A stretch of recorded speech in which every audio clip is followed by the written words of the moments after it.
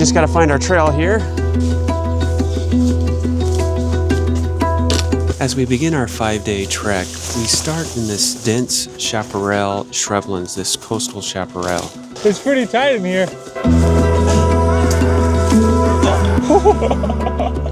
There's a branch there. Yeah. Oh my gosh. Where have you taken me? This place is truly amazing, Point Reyes National Seashore. You get a little bit of everything: stunning coastline, lush Doug fir forests, chaparral, where there's an incredible amount of diversity and shrub-loving bird species. You get charismatic megafauna like Thule elk. Just a tremendous amount of diversity, all in one spot. So in this pilot expedition, we're preparing for our main expedition, the Pacific Crest Trail Mega-Transect. Starting in April through September 2026, we'll be doing a detailed natural history as we hike all 2,650 miles. We invite you to sit back and to relax as Jacob and I venture deep into Point Reyes National Seashore.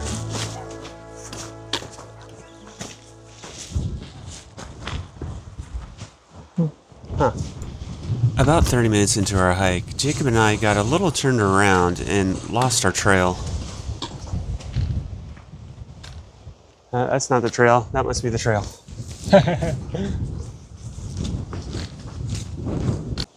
There's a couple of trails up here, Jacob, but I just want to make sure we're taking the right one. I don't think we want to go down. I think we want to stay up. So you might want to go along that road up there. Hear that scold? That's him calling right now. You hear that? Yeah. That's him calling. He doesn't sound too happy. We were hearing wren tit scolding us, a very shy chaparral bird. They love the shrub cover and rarely come out from that cover to avoid predation.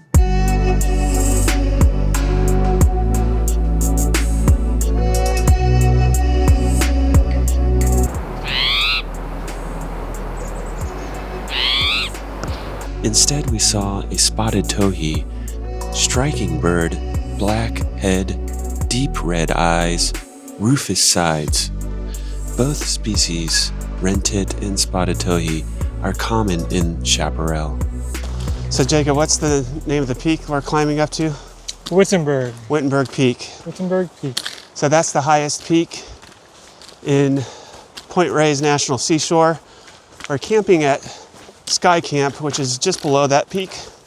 Here we are on our way up to Sky Camp. The light coming through the trees. Sun's getting low in the sky as it begins to set.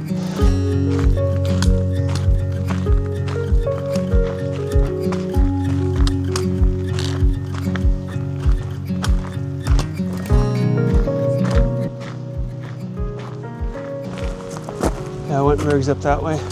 How far does it say it is? 1.1 miles from here. Oh. You can get another trail. I think there's another trail that goes up to it. Right. Yeah. All right. So now we head off down to camp, I think. Yeah. Should just be down that way somewhere. All right, here we are at Sky Camp. Let's check out this view. The sun's setting, it looks nice. I get a good view from that camp, but I don't know which camp is this. Oh yeah. These snags right here are from the Vision fire. The Vision fire was about 20 years ago. So the fire, pretty high intensity, came up this slope and nearly took out this campground, I believe. Most of the time, Point Reyes is fairly moist, but in the summer it can begin to dry out and there's fire risk. Chaparral is, all this chaparral shrubland here is adapted to burn. A lot of the plant species in here can't reproduce unless they catch on fire. Campsite number 6. Like how Jacob has packed his pack very sloppily. Sometimes we're too lazy. Just stuff it in there. There's campsite number 7. There's 8. Campsite number 8. Of course, I picked the very last campsite, number 12, at the very end. Found us. And there's 12. All right. Home sweet home for the night. I think you picked the best campground. You think so? As far as it's protected, it's sheltered. super beautiful here. Yeah. This is great. Yeah, it's sheltered. It's really nice. Yeah, I did that because I knew there was going to be some weather and might need a little bit more shelter here. Right. We heard song sparrow barking. You can actually hear him right now. I just heard him. Yeah, I can hear him barking. Yeah. Their barking call. That sounds like a little barking dog, maybe, perhaps, if you use your imagination. This time of the year, in the fall, song sparrows won't sing, but they call, and it sounds like a little bark. If you listen closely, you can hear one now.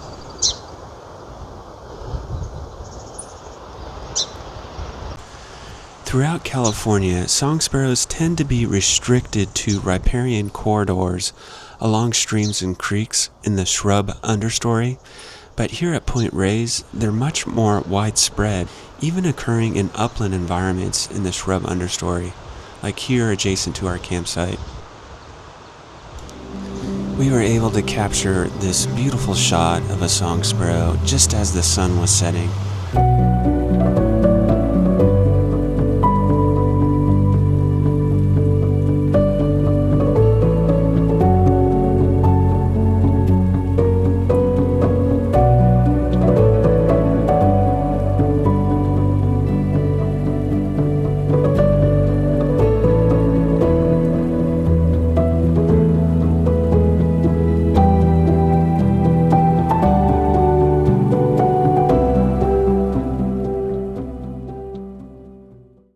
So last night it started raining on us at around 3:30 a.m. But thankfully we had our rain tarps on, so we didn't get wet. At least I didn't.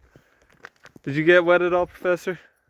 Oh, I'm dry. There you go. We woke up this morning to an amazing view, but you can see the whole Pacific Ocean from here, and you can see to it like a peninsula, and it is so beautiful. We have the colors above it right now.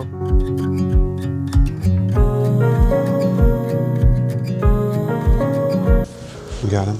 Yeah. And Robin up there.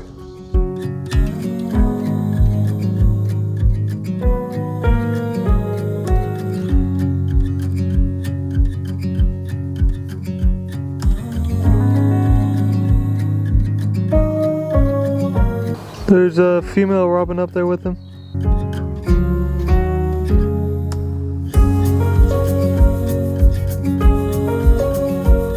Here's some chestnut backs. Chestnut back chickadee.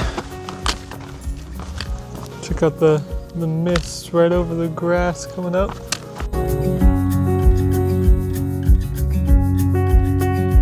Some beautiful mist, some evaporation from the rain last night.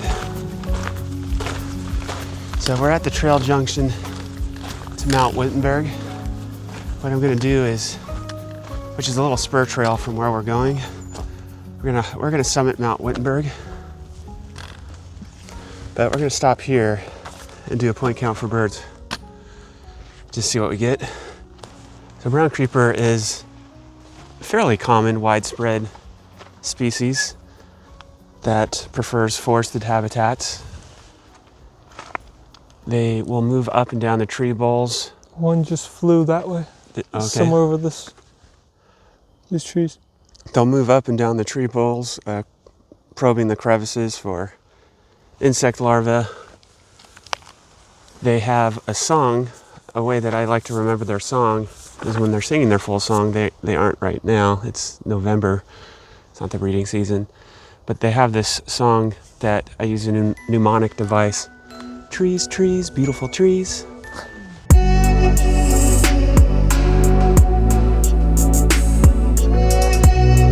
And which is fitting because they are associated strongly with forested habitats. So they're very much an arboreal species.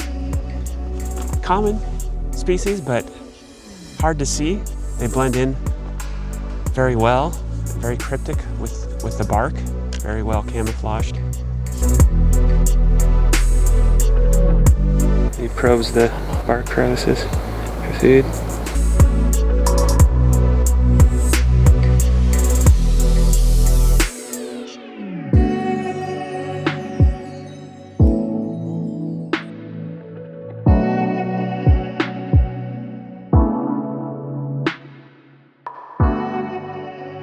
That's what my driver would say in Africa. Whenever an animal would get close to the car, he'd always be like, crazy boy.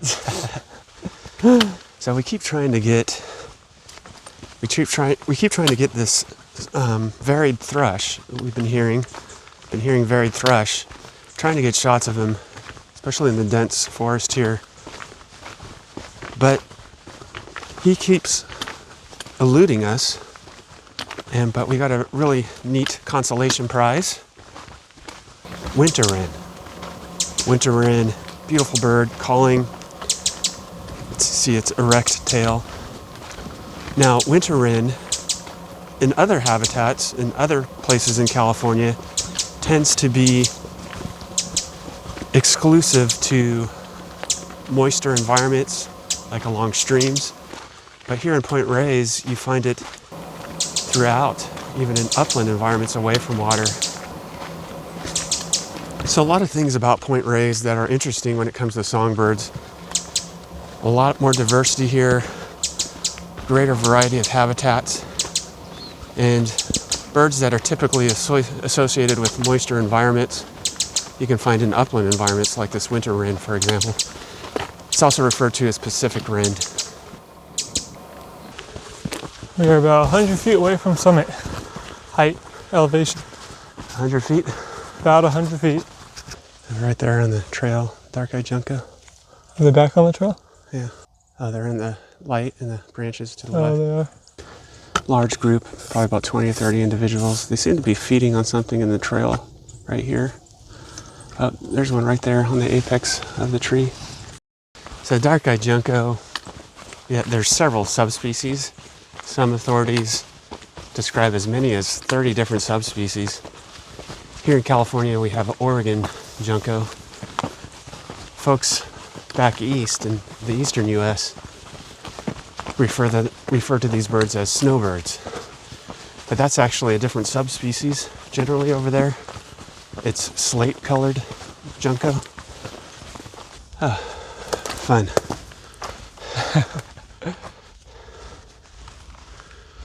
Yeah, we gotta find a way around this somehow. Yep.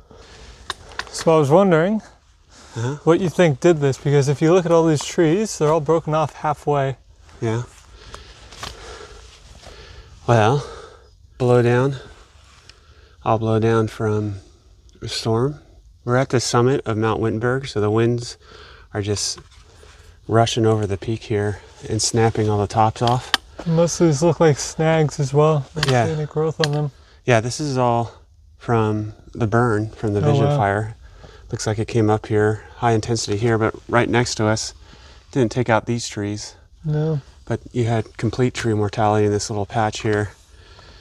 And now over the years, various storms, and this last winter all this came down right here, snaps the tops off as the winds come over the peak here. So we're summiting Mount Wittenberg right now.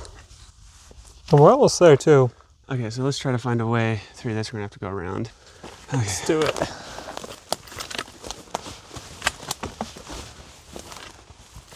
Oh, there's our trail. That's the trail, yep. Okay, let's continue on. Should be summiting pretty quickly here. Little adventure for today. Yeah, it's a loop, so, oh wow, more below down. Fun, a little obstacle course. There was a little obstacle course. Yeah.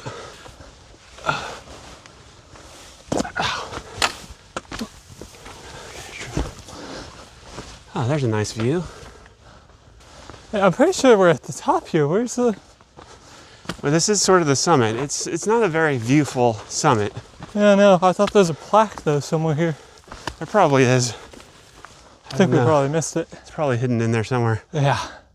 What is it, Tamales Bay? Yep. Down below us.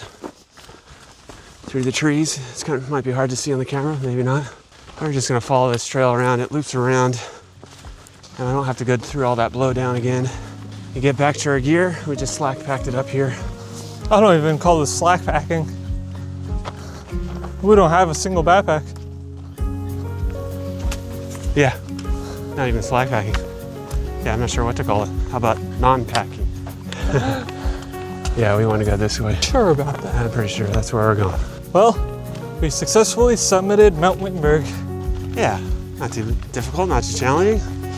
No, Not not the at most all. beautiful peak in the world, but still the highest peak in Point Reyes National Seashore. It's actually just a whole bunch of trees. And a lot of them aren't even standing upright. Well, we just saw 2 ruby crown kinglets. We saw a male come in, flash its ruby crown at the other male. If you look closely, you can see the ruby crown briefly.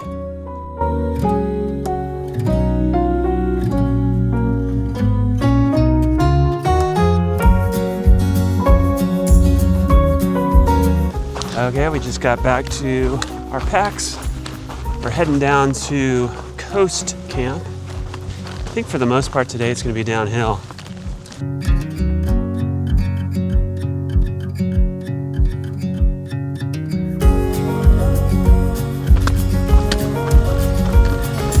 Yeah, Point Reyes is amazing. It's almost like it's a microcosm of all the bird diversity in California. It's almost as if all the birds that occur in California occur here in Point Reyes as well. You have a variety of species, like you have both Steller's jay and western scrub jay. Steller's jay is more of a forest bird, and western scrub jay is more of a shrubland species. So it seems like all of the songbirds that occur across the state occur here. And not to mention, as you get down to the coast, there's going to be waterbirds and shorebirds down there. Just an amazing place, a little microcosm of the bird diversity. Yeah, I just heard a pileated woodpecker behind us. Oh, really? It's our largest woodpecker. They're enormous. Yeah, I've seen pictures online, but I haven't seen one in person, I don't think. Northern flicker. Yeah. So I was hearing a pileated woodpecker, but we're also hearing a northern flicker. They're very similar vocalization. They both are here. Northern flickers are stunning. They have stunning plumage and markings. Great habitat for them. Northern flickers are interesting woodpeckers in that they are generalists. You find them even in habitats that don't have trees, because they'll feed on insects on the ground. But here we have a lot of dead snags. There seems to be some effect of the fire in here causing some mortality. And these snags are great because they attract insects, wood-boring beetles, bark beetles, larvae, and the woodpeckers love them. So Jacob and I decided to take a lunch break here at the trail junction that would take us down to Coast Campground. Jacob's getting song sparrow right here. They're in this blackberry thicket there. There's a lot of them in here. There's at least a dozen or so.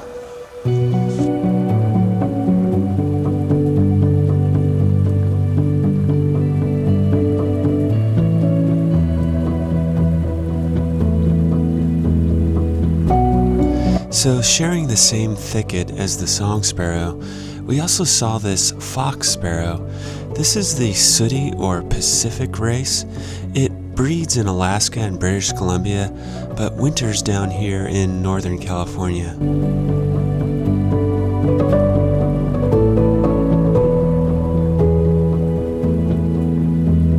Compared to the song sparrow, notice that there's less streaking above and it's darker brown overall.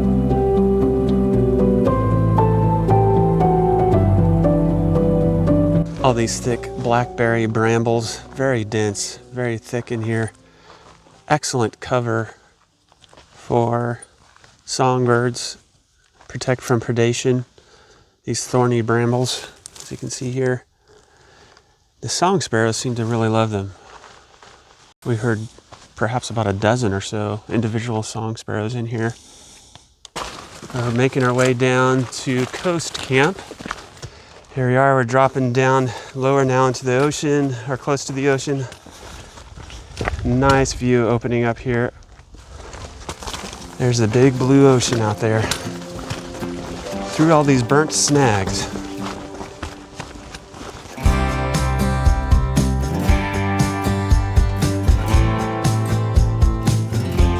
The professor's about to show us how it's done. Kind of got to squeeze your way through. There. All right. kind of got to get as low as possible, huh? Yeah.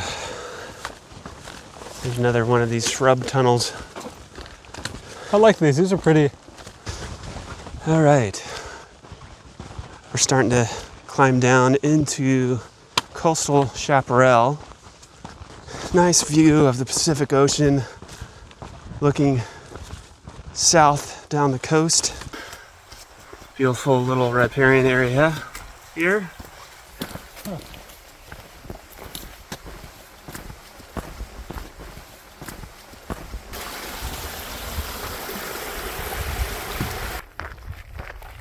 That's ours right there, number 9. Yeah, good spot. Not a lot of shade, but we don't really need shade.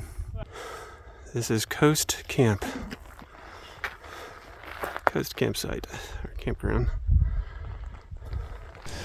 Jacob and I decided to take a walk on the beach before settling into camp. Jacob is getting California gull here. So we actually encountered 2 species of gull, California gull shown here, and this is a herring gull.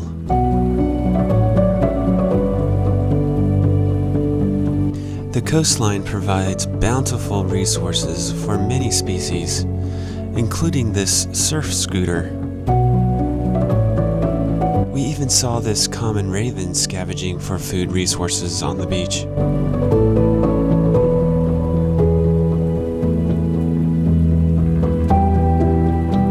It's how lumpy do you want it? On the lumpy scale. See this bit that pops up? Yeah. That becomes a pillow. Yeah. That's pretty good. Nice Yeah. camp. All right. Need more water, I think. Did you? I got 2.5 liters. Oh. Okay. One way to do it. Singe my eyebrows off. Right? Oh my gosh. So Jacob's judging me if I have top ramen tonight. I will not. That's how I feel. You'll like. be spared from judging this night. How's your ramen? Pretty good. So we were able to get a fleeting glimpse of wren tit, which we've been trying to do the past couple days. Wren tit is very secretive. How hard was that shot, Jacob? It was definitely a pain in the butt. I was trying so hard to get him, but as soon as he was in frame, he would just leave immediately. They're very secretive, very shy birds. They rarely come out from under cover. They love this dense shrublands, this dense chaparral. We also got white-crowned sparrow in here.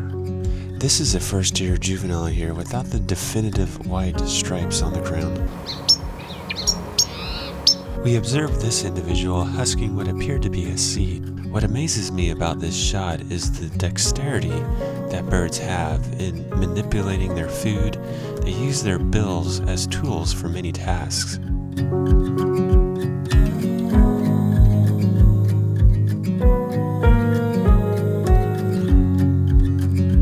Jake and I were discussing, I say we have about 6.5 mile hike, 6.5.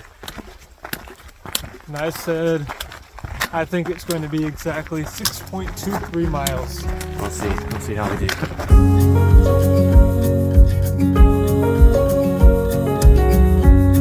So we're hiking along the coast trail right now. We'll probably spend about 80% of our hike today on the coast trail. Jacob got mule deer here. There are 3 subspecies of mule deer in California.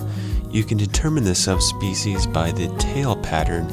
The thickness of the black markings on the tail determine what subspecies. So what we have here, it looks like based on the thickness, we have Colombian black-tailed deer.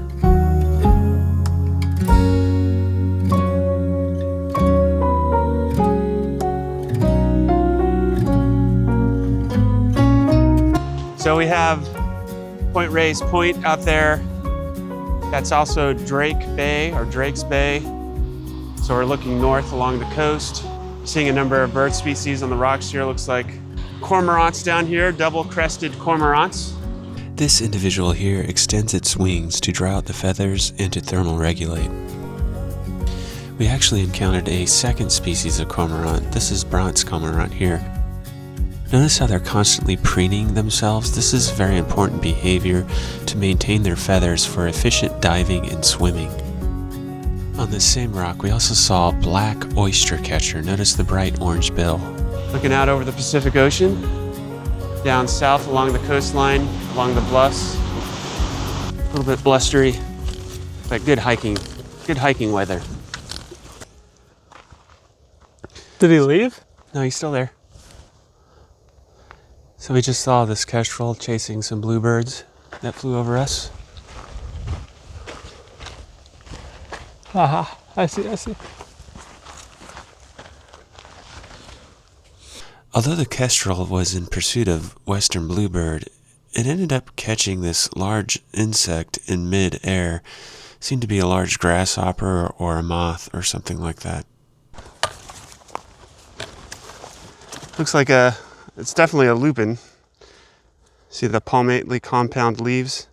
It's in the pea family, Leguminosae. Here's some of the pods, the empty pods. Looks just like peas, right? Releasing the fruit. Number of interesting things happened here. We have some habitat elements. We have these tall trees, these eucalyptus trees, which protrude out above the shrublands, the surrounding coastal scrub habitat, which makes excellent roosting feature. Even though these tree species aren't native, the eucalyptus, it's not native to California, they do have benefits to the wildlife. We can see turkey vulture roosting right up here.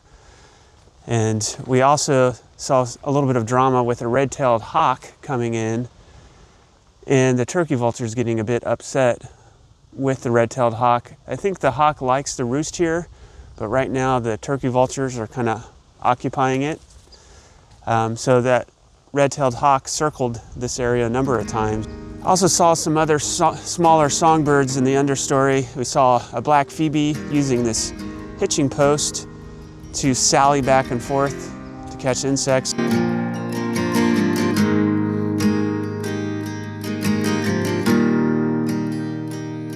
We also got this adult white-crowned sparrow. White-crowned sparrows are sexually monomorphic, meaning that you cannot distinguish between the sexes based on their plumage pattern.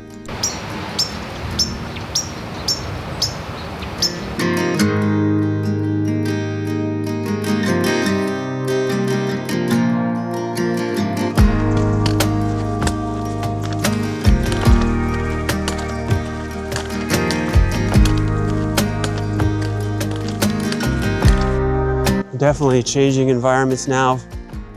Out of the coastal scrub, the chaparral, walking along this little creek here. I think it's called Coast Creek. Wow, look how dense it is in here. Look at it over there. It's just like almost pitch black, and it's like 1 in the afternoon. It's amazing to me here is how dense this canopy is in here. This looks like this is all Douglas fir, but it's super dense canopy, so dense that nothing can grow in the understory, not even like an herbaceous layer or shrub layer, but where there's a slight opening in the canopy, you can see a little bit of understory vegetation growing there. Maybe. This is kind of a cool tree tunnel we're about to go under. Yeah.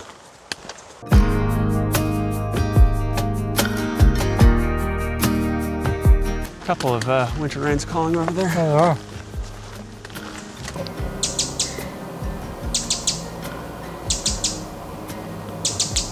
We're at camp. This is Glen Camp. Site number 5. Number 5, all right. We had a storm coming in tonight, so we had to get camp set up as quickly as possible. So Jacob and I are trying to figure out what are our next steps. It's still raining.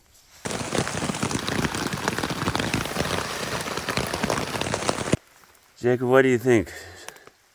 Should we try to get up or should we just see if this is gonna subside? I don't know. I'm thinking maybe, oh, I don't even know. I'm warm right now. Maybe we wait like 5 more minutes? 5 minutes. Might need a little bit more than 5 minutes. Yeah, but maybe we wait 5 minutes. What's the weather report? Weather report says it's supposed to not be raining right now. Oh, well, it is raining, so. Yeah, that's the problem. Getting a little bit of tree drip. It's more or less stopped raining. Seeing a little bit of blue sky coming through, perhaps, maybe? Maybe. Yeah. Sound hopeful there. Yeah. Let's see what we can find just around the campground here.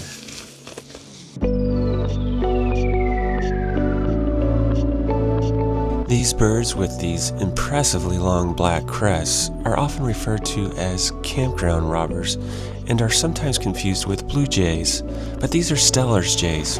We had the campground all to ourselves today, so they had no choice but to find natural sources of food like these acorns.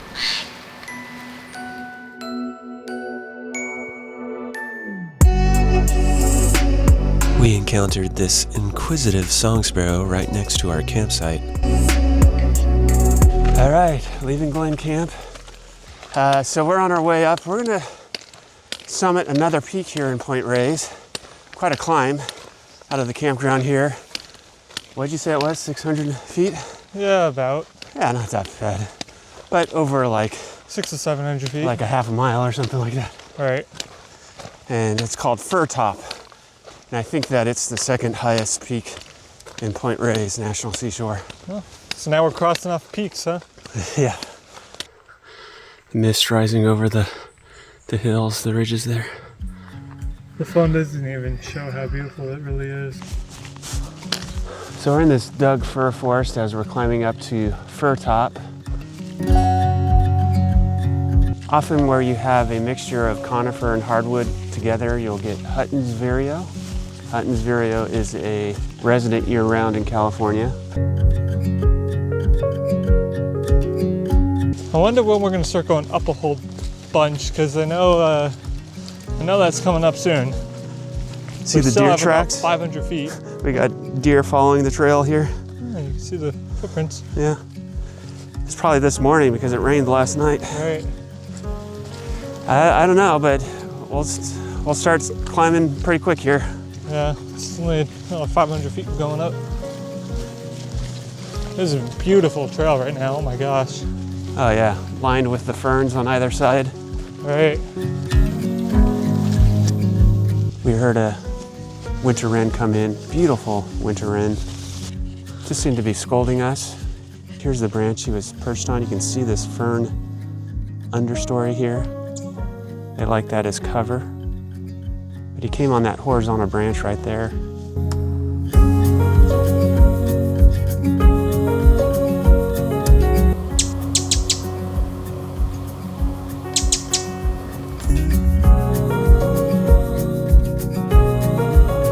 Pacific wren or winter wren is a plump, round, little ball of a bird with an upright tail.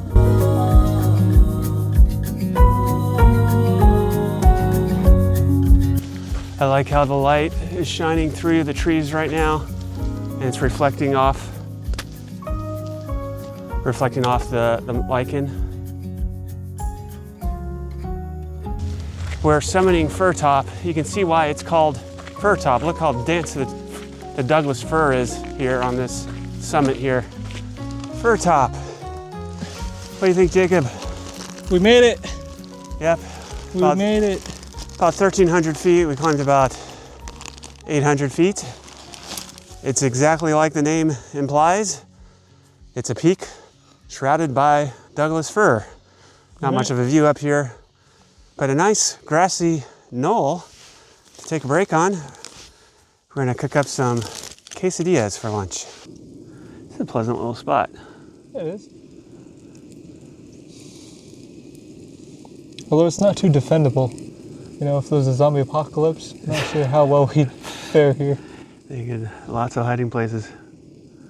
Well, the problem is we're right in the middle of the field. They can come from us at all directions. There's not really a defendable place here.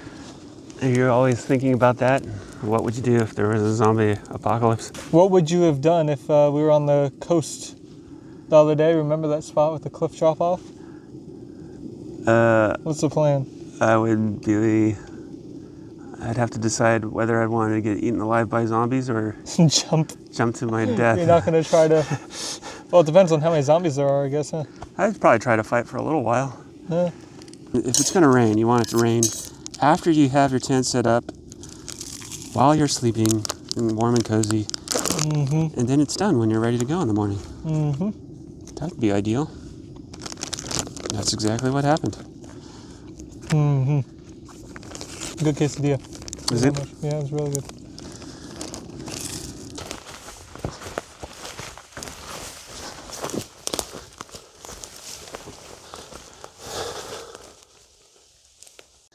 So I decided to tromp into this Doug fir forest, beautiful Doug fir forest with a fern understory. I heard a hairy woodpecker as it was foraging. I heard it foraging, just its tapping. And we looked up into the canopy. I was seeing him there with my binoculars. Jacob was able to grab a few fleeting glimpses. About 99% sure it's hairy woodpecker. Could be downy woodpecker, but pretty sure it's hairy. So we're on our way down to Wildcat Campground. Nice downhill hike the whole way. Oh wow. A whole bunch of them right here. You can see them down there. I'm gonna try to zoom in. There we go. Wow, there's like 1, 2, 3, 4, 5, 6, 7, 8, 9, at least 9 that I'm seeing right now. Some of them are young. They're actually right on the same road that we're on, that we're hiking on. So we're gonna have to walk through them to get to our campground because they're actually on the road. So we're just gonna kind of enjoy them for a little bit before we flush them. Beautiful herd of Thule elk. So let's see what Jacob's able to get for us down here. Professor. Yeah? My experience with mammals makes me believe that if we're going to go down this way, right? Yeah. They're going to actually keep going down the trail and they're going to come back this way. So they're just taking the very same road that we're hiking down to our campground. If you look, there's our campground right there. And there's all the elk. What a nice treat to share habitat with Thule elk. So cool. You don't want to spook them, make them think you're a predator. Human isn't natural predator, but it's removing our profile. But I Right. think they're probably pretty conditioned to humans here. Yeah, you would think so, right? Exactly. Here's all their tracks. Look, here's their tracks. Oh yeah, all Look right at their here. tracks. This is what their tracks look like. They were just here seconds ago. Yeah, here's what their poop looks like. The scat. Elk scat. Oh, there they go. They're going over into the field. That's what I thought. Perfect. That's where we wanted to go. Perfect. And now we go because they're going to be pushed. Yeah, I suspect that's the bull. That's the dominant male, and he has his harem of females. These are all females. Probably some of his offspring too. So for Thule elk, we're actually in the post-rut season. It's November, and I don't think this male is actively defending this harem. You can see that he's tolerating this younger juvenile male with the spike antlers. You can tell we're in the post-rut season by examining the antlers of this bull. They show signs of wear, and this is due to sparring with other males and defending the harem. The dominant male does seem to be putting up with the presence of the juvenile males, shown here with the spike antlers, to be in and among the females. We were able to observe this herd for quite some time because they remained in and around our campground even through the night. Yeah, that's crazy that they're literally right there.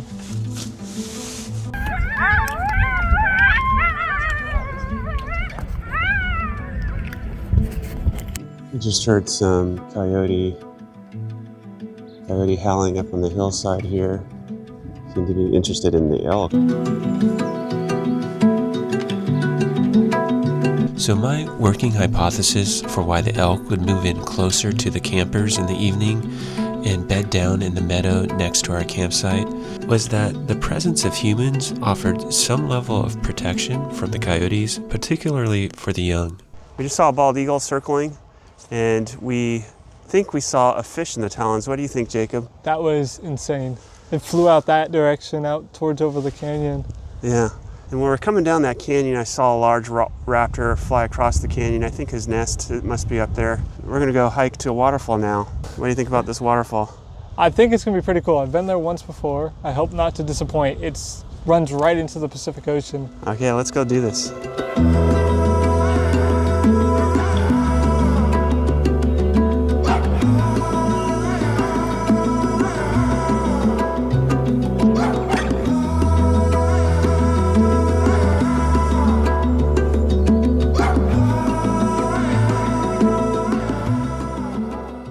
Our last day on the trail before we're done with this practice expedition at Point Reyes. Right? We're practicing for the Pacific Crest Trail, our Mega-Transect on the Pacific Crest Trail.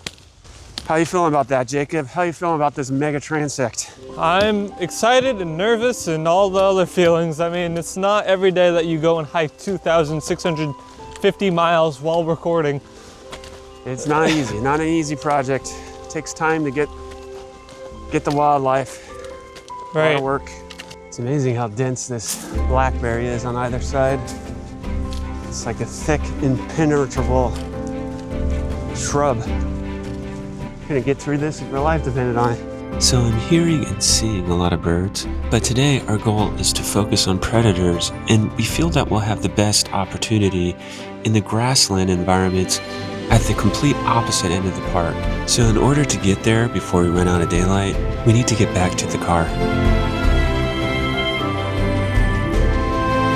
Big blue Pacific Ocean. On our way down to the Palomar trailhead here. Oh, But here we are back at the trailhead where civilization. Jacob's navigating this pothole-ridden road here. Try my best. So we needed to drive to the complete opposite end of the park. We came to the grasslands and pasture lands of the north end of the park because we're looking for bobcats. That's my baby. We heard from the local residents that there are frequent sightings in this area. In fact, we're looking for one bobcat in particular. The local residents have named her Luna. There's also a male that likes to hang out around this barn, and so we're going to check out the barn first. Recoil here, I'm going to try to get shot. Oh, here, Jacob, right here. Right here. Wait, I see. They're right here at the barn, too. Okay. They're in the barn. Great. He's in the tall grass right there. I see. Oh, there he runs. He's running. So a very different wildlife community inhabits the grasslands and pasture lands in the northern portion of the park. This open landscape is punctuated by certain habitat elements where wildlife tend to congregate. This man-made pond was put here to water the cattle, but it also serves as an attractant for waterfowl and other birds. Wow, this is beautiful.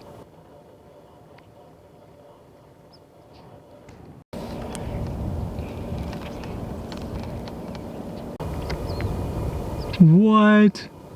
I want to see him swallow that thing.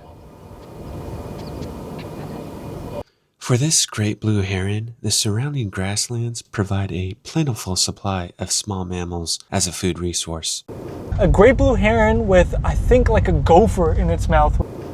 Notice that the prey item is first dipped in the water to lubricate it and make it easier to swallow. This heron has a highly extensible esophagus that can stretch many times in diameter. This allows them to swallow food items that appear to be much larger than what they are physically capable of. Oh my gosh. That was crazy.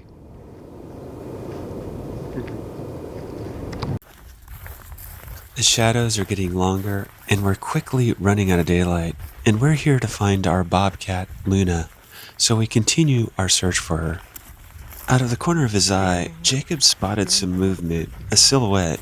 It was a coyote, also here to prey on the small mammals in these fields, which means they're competing directly with bobcats. Okay, Jacob is trying to get a shot of a coyote up here.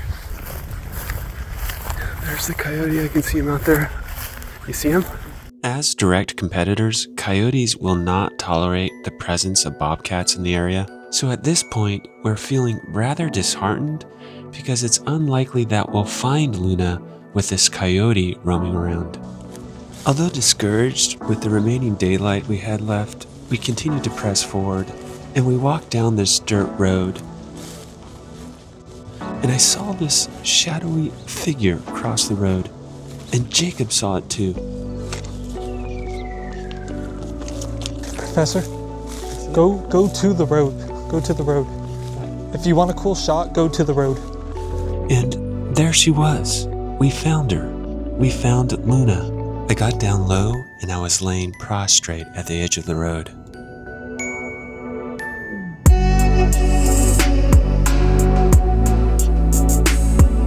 She looked into my eyes and pierced directly into my soul.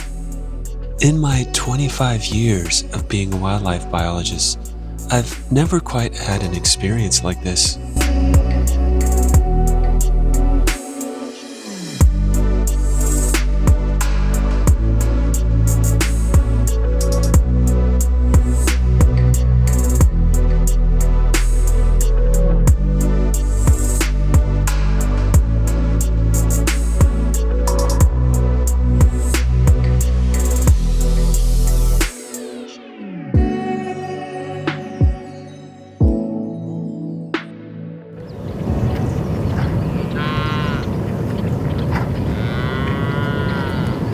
These grasslands and pasturelands seem to be unusually productive in terms of small mammals like gophers and voles, which in turn provide a food source for a relatively high density of bobcats in this area. But bobcats and coyotes aren't the only predators that feast on this food resource. We received a tip from a local, and we have one more stop to explore. We found this lone cluster of Monterey cypress trees surrounded by grasslands right at a popular trailhead.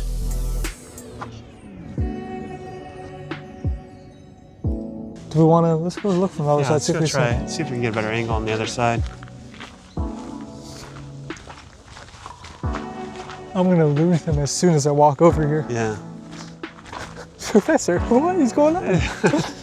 Yeah.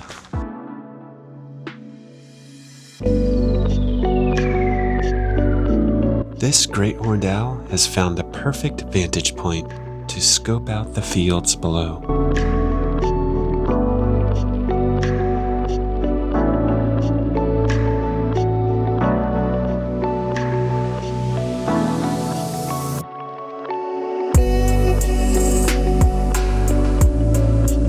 We're taking this one lane, narrow road back up to Point Reyes Hill trailhead where my car's left.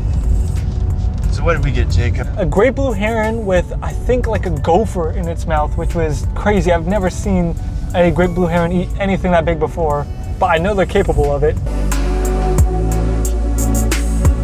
Beginning in April through September 2026, we'll hike all 2,650 miles while documenting the natural history of this iconic trail. We plan to have weekly video uploads, so please stay tuned and subscribe to this channel. All right, maybe right after this one. I wouldn't go yet. I'll go back. All right, ready?